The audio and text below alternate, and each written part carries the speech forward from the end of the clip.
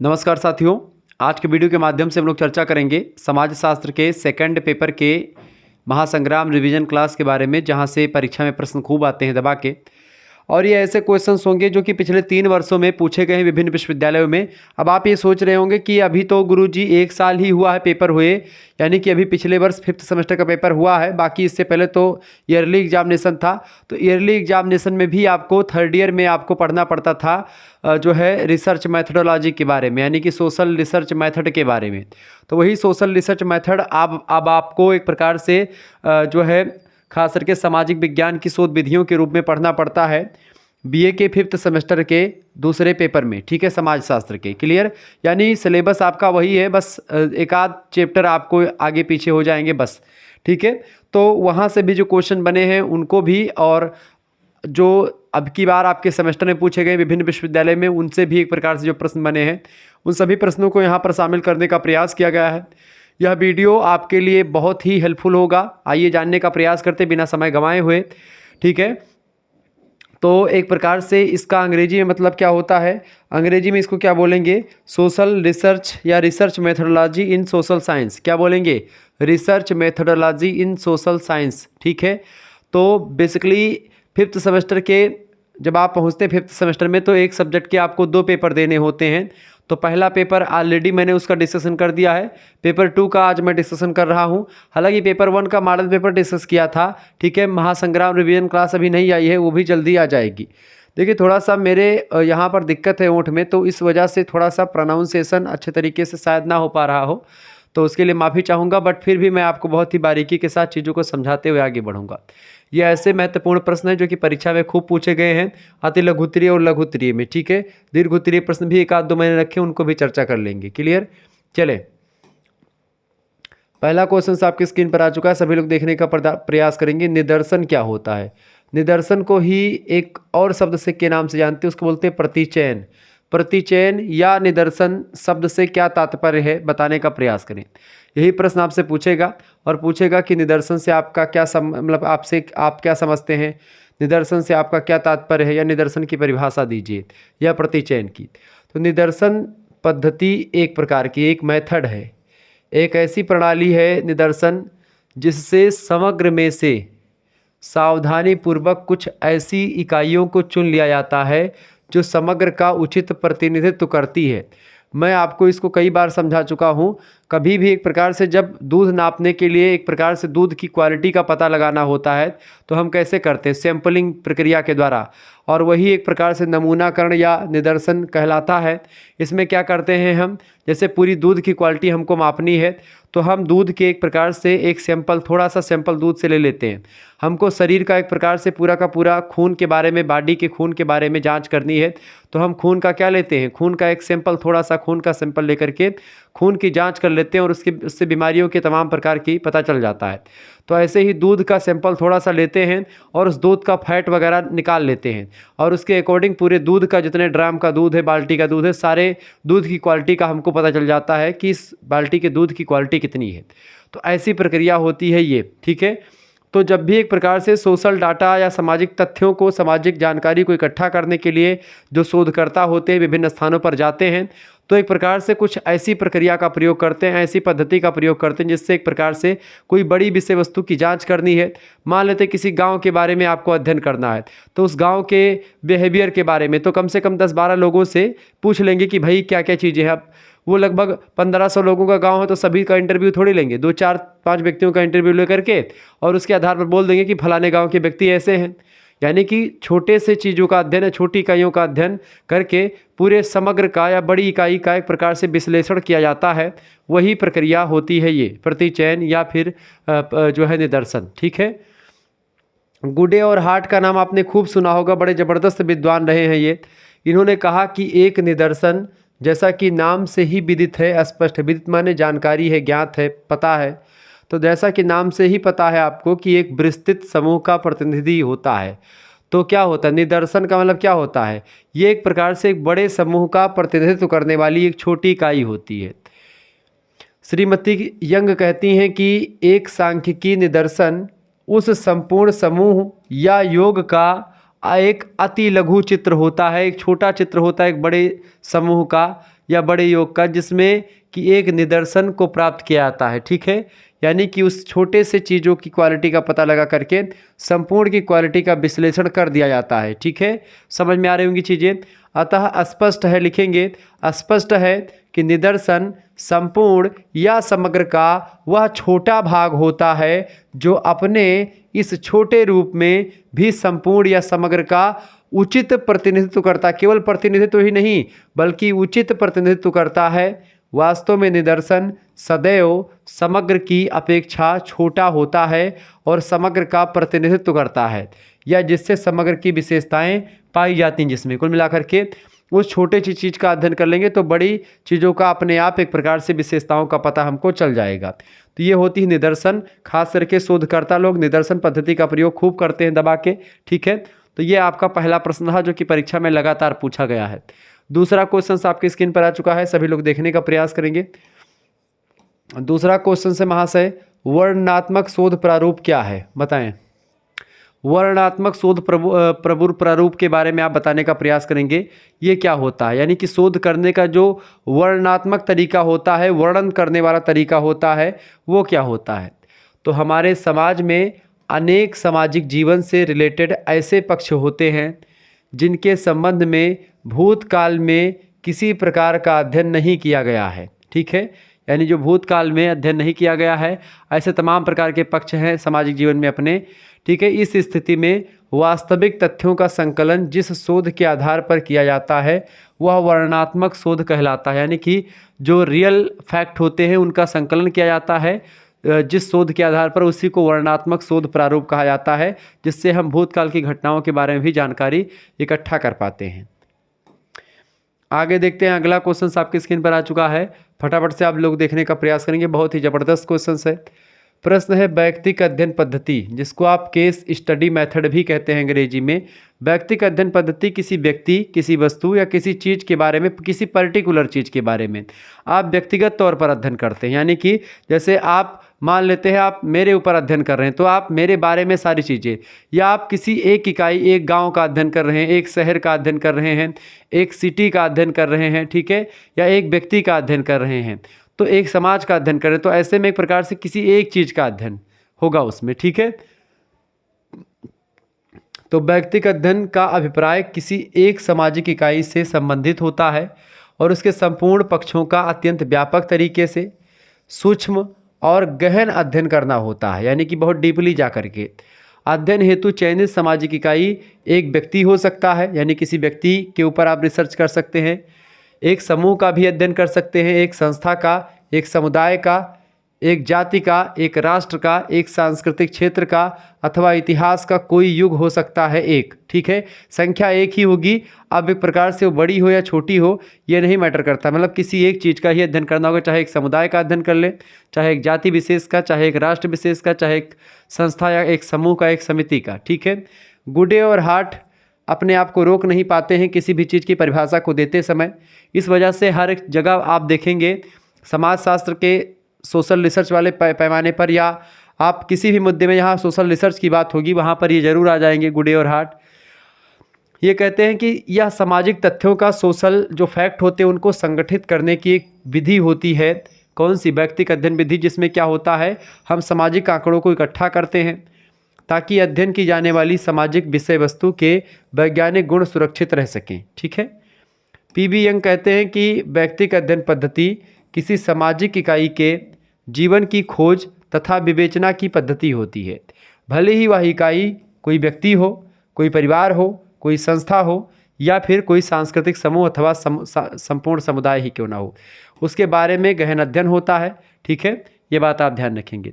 सामाजिक वैज्ञानिक अनुसंधान में अगर बात की है, सोशल साइंटिफिक रिसर्च में व्यक्तिक अध्ययन पद्धति जो होती है एक अति प्राचीन अध्ययन पद्धति है जिससे फैक्चुअल जानकारी मिलती है। जैसे मान लेते हैं आजकल बहुत ज़्यादा फेमस है केस स्टडी मेथड। जब भी आप देखते हैं बहुत सारे लोग एक प्रकार से जो इंटरव्यू वगैरह लेकर के, हालांकि इंटरव्यू अलग चीज़ है, लेकिन आप देखते हैं केस स्टडी खास करके एक व्यक्ति करते थे, डॉक्टर विवेक बिंद्रा की वीडियोस अगर आप देखते होंगे, मोटिवेशनल स्पीकर हैं, तो केस स्टडी को लेकर के उन्होंने बड़ा काम किया था। हर एक व्यक्ति की केस स्टडी करते थे और उनके बारे में रिसर्च करके उनसे रिलेटेड तमाम प्रकार की कहानी से स्वामी विवेकानंद पर उन्होंने एक प्रकार से बातें बताई, अकबर के बारे में, मतलब जो है राणा प्रताप के बारे में वीडियो बनाई।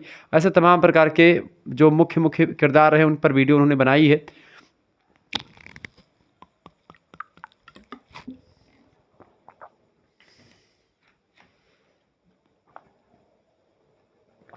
ठीक है, तो केस स्टडी होता है। आगे देखते हैं, अगला क्वेश्चन आपकी स्क्रीन पर आ चुका है, सहभागी अवलोकन क्या होता है। देखिए, सहभागी अवलोकन से तात्पर्य ऐसे निरीक्षण से है जिसमें निरीक्षणकर्ता जो होता है, यानी जो निरीक्षण करने वाला होता है, जो एक प्रकार से डाटा का कलेक्शन करने वाला व्यक्ति होता है, उस समूह में जिसका कि उसे अध्ययन करना होता है, जहाँ पर जा कर के अध्ययन करना होता है वहाँ पर जा कर के बस जाता है। उस समूह की सभी क्रियाओं को एक प्रकार से क्रियाओं में समूह के सदस्य के रूप में भागीदार बनता है और साथ ही साथ निरीक्षण भी करता रहता है। यानी कि जहाँ पर जिस गांव का अध्ययन करना, जिस क्षेत्र का, उस क्षेत्र में जा कर के बस जाएगा, वहाँ पर रहेगा, वहाँ के हर कार्यक्रम में भाग लेगा। ठीक है, और उसके बाद में फिर वहाँ पर अध्ययन भी करता रहेगा। प्रोफेसर जॉन मैच कहते हैं कि जब निरीक्षणकर्ता के हृदय की धड़कनें समूह के अन्य व्यक्तियों के दिलों की धड़कनों से मिल जाती, मतलब कि एकदम से उस समूह में घुल मिल जाता है और वह बाहर से आया हुआ कोई अनजान नहीं रह जाता है, वह उन्हीं समाज का हिस्सा बन जाता है, उन्हीं समाज के लोगों जैसा होने लगता है, तो जानना चाहिए कि वह व्यक्ति सहभागी निरीक्षणकर्ता की संज्ञा पाने का अधिकारी है। ठीक है, ये बात ध्यान रखेंगे। गुडे व हार्ट ने भी लिखा कि इस कार्यप्रणाली का उस समय योजना किया जाता है, मतलब उस समय प्रयोग किया जाता है जबकि अनुसंधानकर्ता अपने को समूह के सदस्य के रूप में स्वीकृत हो जाने के योग्य बना लेता है। यानी कि जब एक प्रकार से ऐसी पद्धति आपको करनी हो या ऐसी जानकारी सहभागी अवलोकन करना, तो सबसे पहले आपको वहाँ पर जा कर के सहभाग करना पड़ेगा, वहाँ जा कर के बसना पड़ेगा, उनकी संस्कृति को समझना पड़ेगा, घुलना मिलना पड़ेगा। उसके बाद में फिर वहाँ के बारे में आप जान पाएंगे अच्छे तरीके से। ठीक है, एक बात यहाँ पर आपको बतानी थी कि अगर आपको, जैसे आप 5th सेमेस्टर में हैं और आप चाहते हैं कि आपको PDF भी मिले और आपका को करिकुलर का जो परीक्षा है, ठीक है, BA BSc BCom में जो पूछा जाता है, खास करके एनालिटिक एबिलिटी, ठीक है, एनालिटिक एबिलिटी,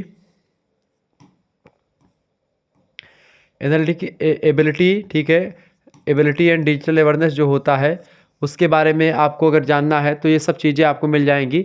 ठीक है, देखिए, एक जो है कोर्स तो नहीं है, पूरा सिलेबस तो मैं नहीं समाप्त कर पाऊंगा 5th सेमेस्टर का, क्योंकि लंबा प्रोसेस है।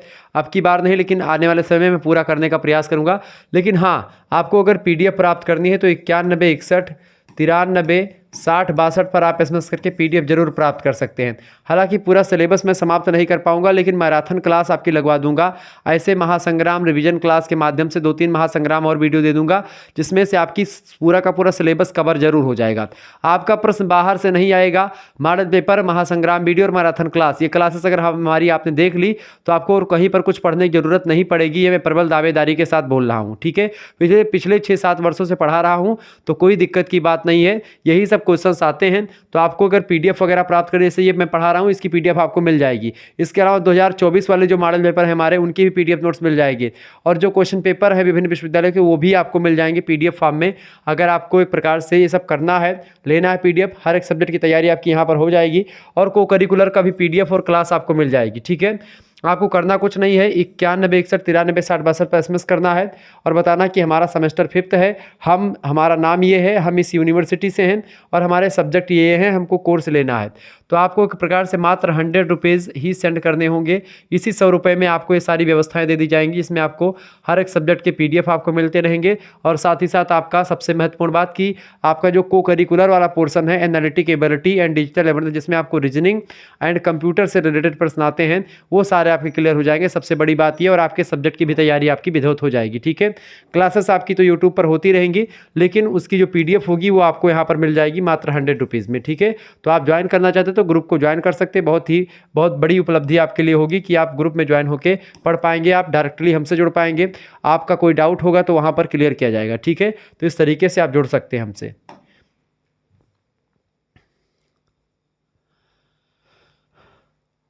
आगे देखते हैं।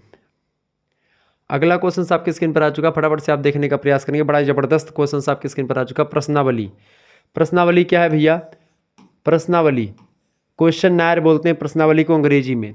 प्रश्नावली से अभिप्राय प्रश्नों की उस क्रमबद्ध तालिका से या श्रृंखला से है जो विषय वस्तु संबंधित सूचनाओं को एकत्र करने में मदद करती है।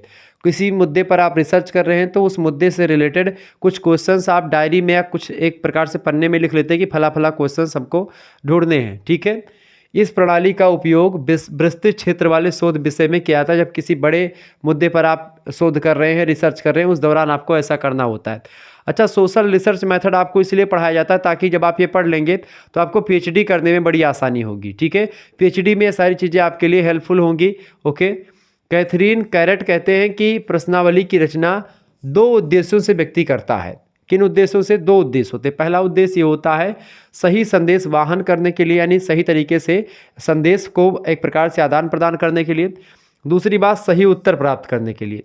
सही संदेश वाहन की प्राप्ति उस समय मान ली जाती है जब सूचनादाता सर्वेक्षण के उद्देश्य को समझ लेता है कि आखिरकार जो है सर्वे जो हो रहा है, इस सर्वे का क्या उद्देश्य है, क्या एम है। और सही उत्तर की उपलब्धि उस समय मान ली जाती है जब उनसे आवश्यक सूचना प्राप्त हो जाती है कि भाई हाँ, जो सूचना हमें चाहिए थी वो हमको मिल गई। इस तरीके से ये होता है आपका प्रश्नावली। जॉर्ज लुंडबर्ग नाम के एक विद्वान हैं, इन्होंने कहा कि मूल रूप से प्रश्नावली या क्वेश्चन नायर जो होता है मोटिवेशंस का एक समूह होता है। किसका? प्रेरणाओं का एक समूह होता है, जिसके द्वारा शिक्षित लोग जो होते हैं इन प्रेरणाओं के अंतर्गत अपने मौखिक व्यवहार का अनुभव करने के लिए प्रकट होते हैं, ठीक है। तो ये होता है क्वेश्चन नायर, ये होता है प्रश्नावली, ठीक है। प्रश्नावली तथ्यों के संग्रह करने के लिए, डाटा को कलेक्शन करने के लिए एक उपाय या एक विधि के रूप में काम करती है और बड़ी ज़बरदस्त विधि होती है शोधकर्ताओं के लिए, उनको एक प्रकार से जानकारी दिलवाने में, ठीक है, बड़ी मदद करती है। आगे देखिएगा, अगला प्रश्न आपकी स्क्रीन पर आ चुका है, साक्षात्कार। साक्षात्कार से आप क्या समझते हैं? देखिए, साक्षात्कार मतलब होता है अंग्रेजी में इंटरव्यू। इंटरव्यू भी डाटा कलेक्शन का एक तरीका है। कोई भी रिसर्च आप कर रहे हैं किसी चीज़ पर, तो आप इंटरव्यू लेकर के किसी चीज़ के बारे में जान सकते हैं, समझ सकते हैं हर चीज़ों को, ठीक है। तो इसमें एक प्रकार से बड़ी ज़बरदस्त चीज़ें हैं। देखिए, साक्षात्कार या इंटरव्यू जो होता है एक ऐसी व्यवस्थित प्रक्रिया है, ठीक है, एक सिस्टमेटिकल प्रोसेस है जिसमें साक्षात्कारकर्ता यानी इंटरव्यू लेने वाला जो है और साक्षात्कारकृत यानी कि जो साक्षात्कार देने वाला है वो, यानी जिसका इंटरव्यू हो रहा है, जो इंटरव्यू ले रहा है, दोनों के बीच किसी विशिष्ट उद्देश्य को सामने रख करके परस्पर आमने सामने संवादता होती है, वार्तालाप होता है अथवा उत्तर प्रत्युत्तर होता है। साक्षात्कार की प्रमुख विशेषताएं निम्नलिखित हैं। गुडे और हार्ट कहते हैं कि साक्षात्कार मूल रूप से सामाजिक अंतःक्रिया की एक प्रक्रिया होती है। किसकी? सामाजिक अंतःक्रिया की प्रक्रिया होती है। जो चीज़ें आपसे एक प्रकार से आपका प्रश्न, जैसे आपकी कोई मतलब कि वो होती परीक्षा होती है, लेकिन नौकरियों को जानने के लिए, मतलब नौकरियों में एडमिट होने के लिए, नौकरी करने के लिए आपको इंटरव्यू देना होता है। इंटरव्यू बेसिकली आपके अंतर मनोभावों को और आपके प्रेजेंस ऑफ माइंड को देखने के लिए या उसको परखने के लिए व्यक्ति करता है।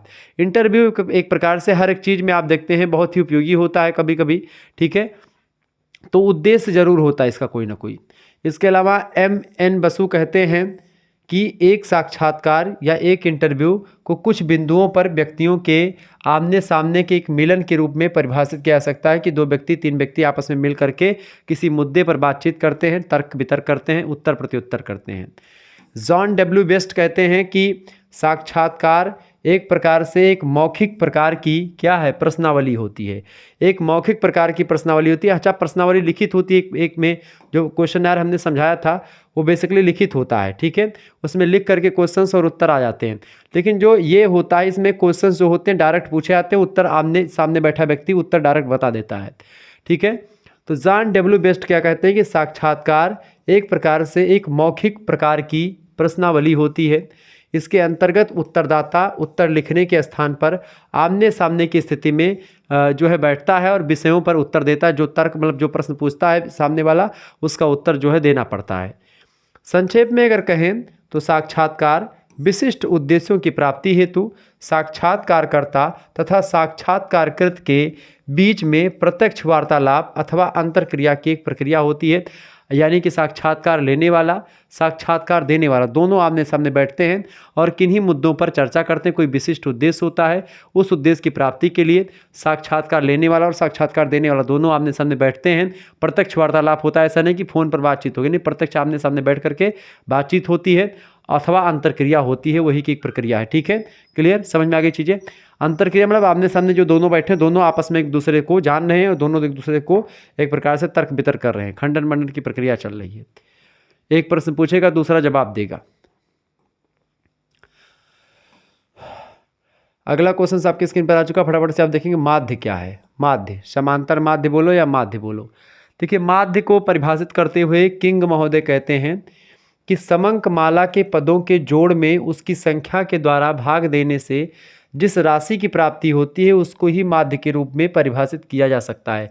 माध्य को अंग्रेजी में मीन कहते हैं, अंग्रेजी में इसको यम से प्रदर्शित करते हैं, ये बात आप ध्यान रखेंगे। इसका सूत्र क्या होता है? सिग्मा एक्स बटे एक्स।